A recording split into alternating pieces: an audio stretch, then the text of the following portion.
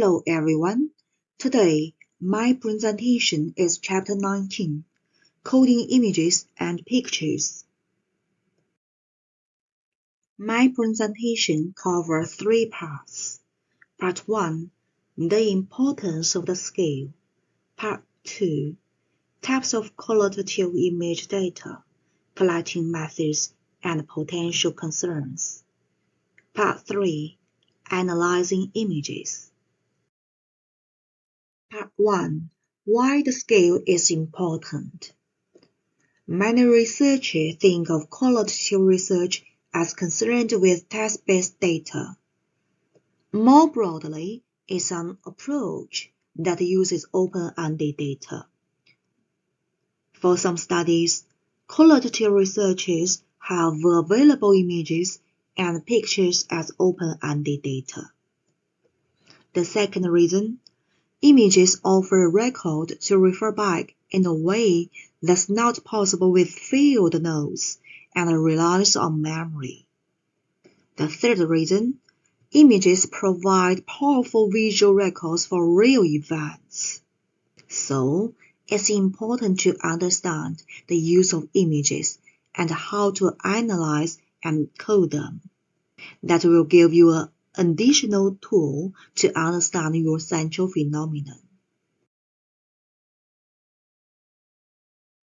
Now, let's come to second part, qualitative image data. I will present this part by three aspects. Types of qualitative image data, ways to collect image or picture qualitative data, and potential concerns when using images. How many types of qualitative image data? Photographs, film, videos, and drawings are all types of qualitative image data. Here, we will use images to refer generally to any of these types of visual data. Each type of image has its unique characteristics. For example, photos capture a moment or an event in extraordinary detail. Videos and film portray moving images. As for drawings, they give the researcher the potential to create something or to develop something with participants through their artwork. Images usually arise from one of the three methods. Sometimes researchers gather existing images to study, and sometimes they generate the images themselves, such as recording a video at a research site. Sometimes participants generate images.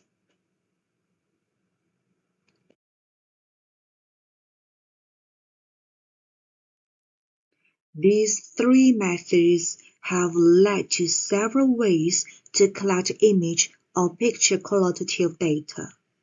First, participants might receive disposable cameras to carry with them to take photos of the phenomenon under study.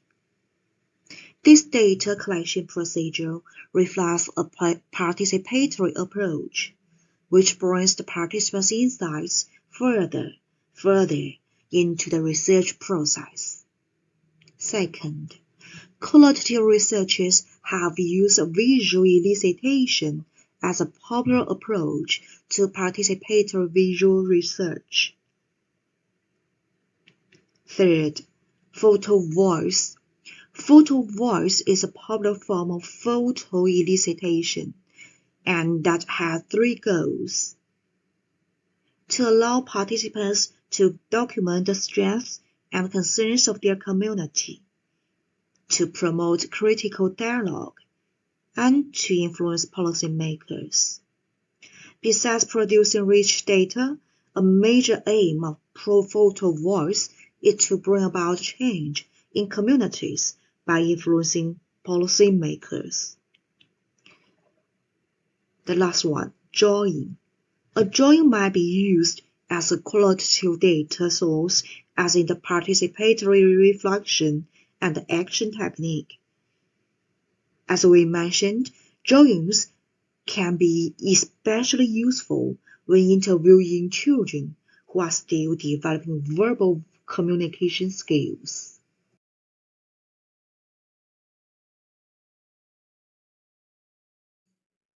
Although images can be a useful source of rich qualitative data, you should be aware of the potential disadvantages.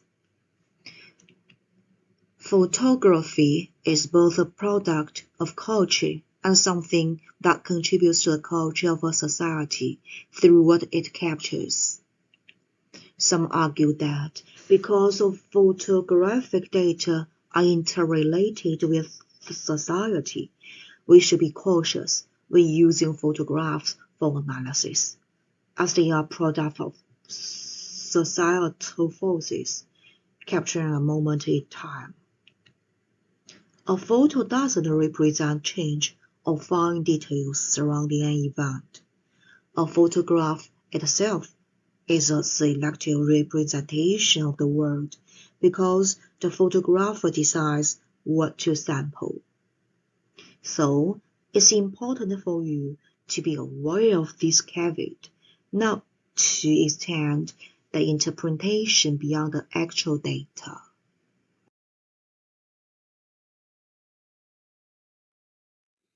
Ethical concerns with images also arise.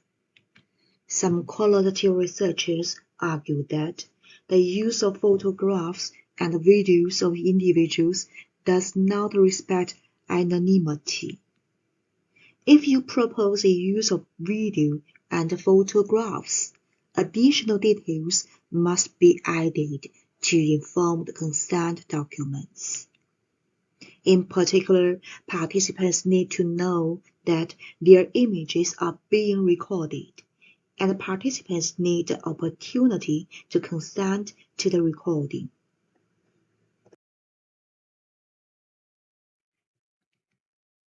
You often need to explain the circumstances and develop procedures to ensure that digitized images do spread with authorization. When using visual elicitation methods, it's also important to identify the potential harm that may result as participants capture photos or videos in the community.